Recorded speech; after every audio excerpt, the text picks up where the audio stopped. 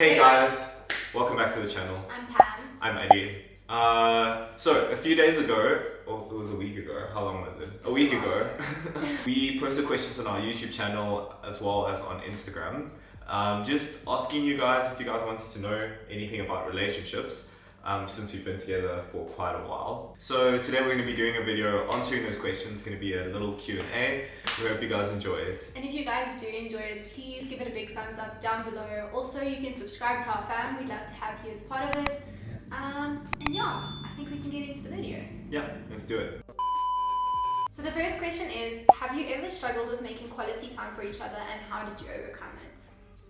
Yeah, do you want to answer that? I think you can answer it. Okay, cool. So we have struggled with this, and I'd say that was primarily because when we started dating, I was in my third year of undergrad and then moved on to like CTA, which is my postgrad. She was in varsity. She was also like 100 kilometers away. It's not that bad, but like an hour and a bit drive away. So yeah, we struggled a bit then because we never really saw each other, and then when we did, it was like studying together. Yeah, we did struggle with that. So what we did to overcome it was basically communicating. So I know she told me when she like didn't think we were spending enough time together, or when it wasn't like quality time. And yeah, I mean, you have to be aware of it. Just because you're busy, just because you're like occupied, doesn't mean you shouldn't make time for the people that you love. Tell your partner that, look, we're not spending enough time with each other. Like, be honest with each other, otherwise it'll just blow up eventually. Yeah, communication is always key, literally. Okay, so the next one is quite juicy. Were you ever unsure whether going into a relationship was the right thing to do? Yes.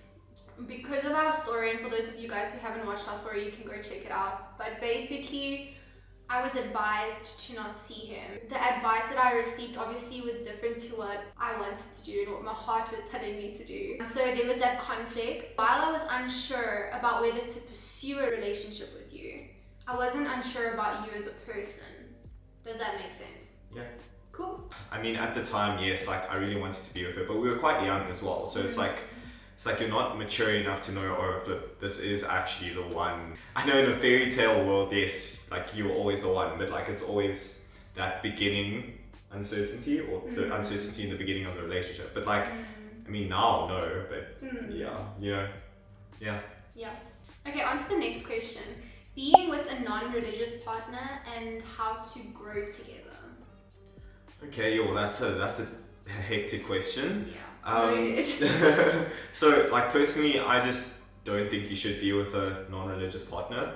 Sorry, that might sound very, very blunt. I just think like in life there are things that don't really like matter, like whether I like pineapple on pizza and whether she does or doesn't. Even things like communication methods, the ways we feel love, it's different. Him and I, we're different.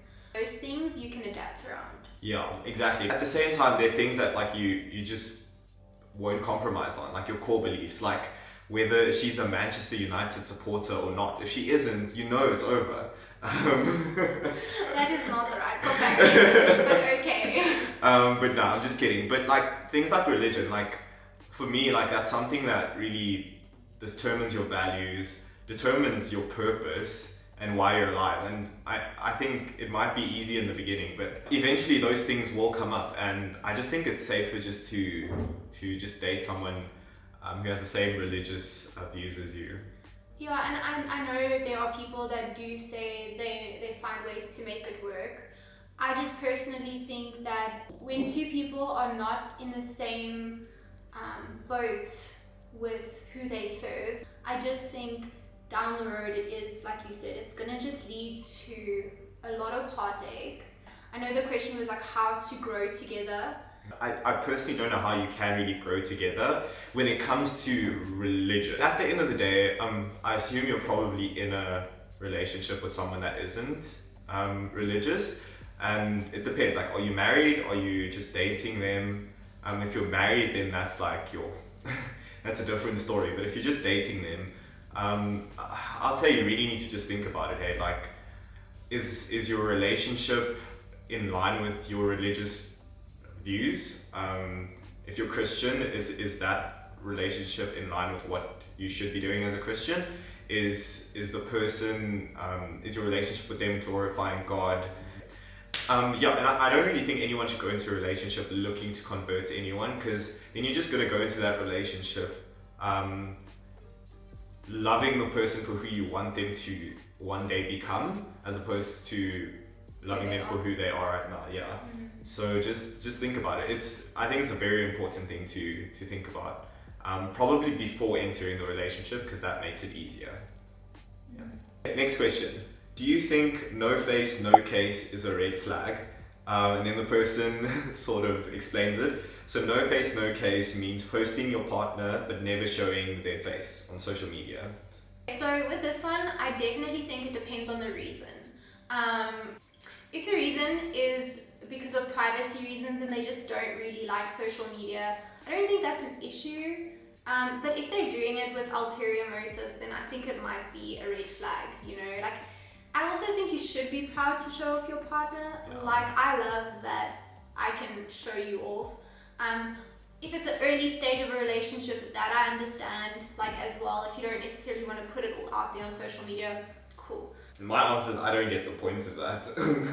I feel like people like that are just trying to be mysterious. Yeah. So you've taken the time to literally go search through your phone, look for a photo where your partner's in the photo but you can't see their face, and you're posting it. Like, why? So people can comment and be like, Ooh. ooh, who is he? Is it a red flag?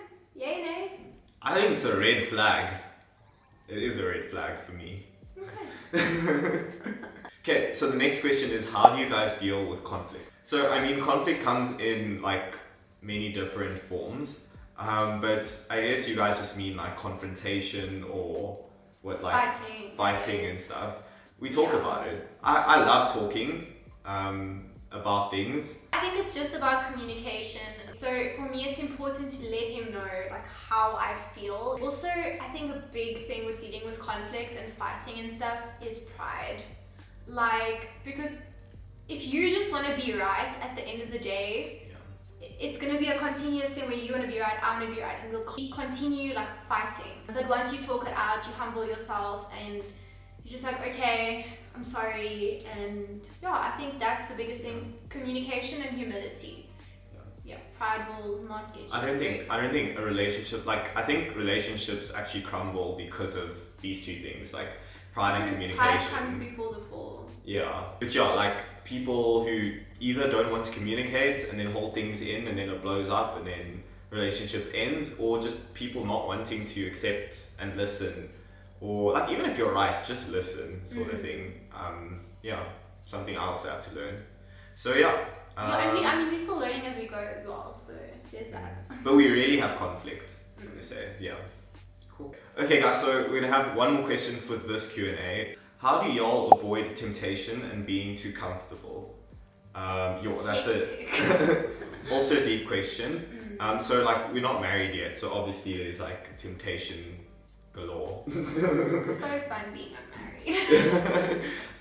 But yeah, I think it's a good question. So I mean, since Pam and I like started dating, like we would speak all the time, and like the one thing that we never wanted to do was to have sex before marriage. Like that was like a thing that we spoke about before dating and still speak about now. And I think that was like a good starting point, a good foundation, because then we knew the intention, and it was laid out beforehand.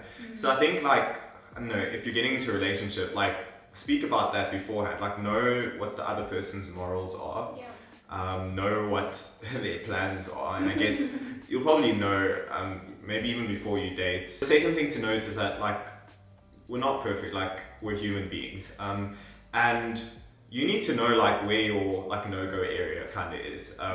Like with alcohol, can you have a glass? Should you not drink at all? And I'm not saying there's like levels to I don't know, temptation or whatever, but if kissing is going to tempt you to do other things, then don't kiss. If hugging is going to tempt you to do other things, then don't hug your girlfriend or whatever, you know, like you know what your boundary is, sort of thing. Just how I see it personally. Yeah, I think just also being careful, like you said, like where those boundaries are. Like, don't tempt those boundaries. Like, just be really careful with allowing yourself to get to a point where you know your boundary is going to be, you're going to want to step over that line. Like, so don't even go into that boundary. You get what I'm saying? And I also do think that this is also where it's super important to have someone that is on the same belief system as you. Because, for instance, the fact that him and I both want to keep that sacred for marriage, also we keep each other in check. So it's almost like, you know, we make each other stronger, because when one of us is weak, the other is strong. So that's just like also very important, since having someone that is on the same level as you with regards to what your boundaries are. Yeah. No, definitely. Yeah, guys, I hope that answers the question, and I hope we gave good answers to all of your questions. We will do a part 2 because there were quite a few questions. Yeah. Guys, if you did enjoy this video, please give it a thumbs up down below. Also, hit the subscribe button, join the fam. Yeah, and turn on the notification bell just so you're notified whenever we release a video. Yep. Yeah. Yeah, guys, we're so excited to answer the rest of the questions, so do watch out for that video. But yeah, hope you guys have a great day, great week, wherever you guys are. Bye. Bye.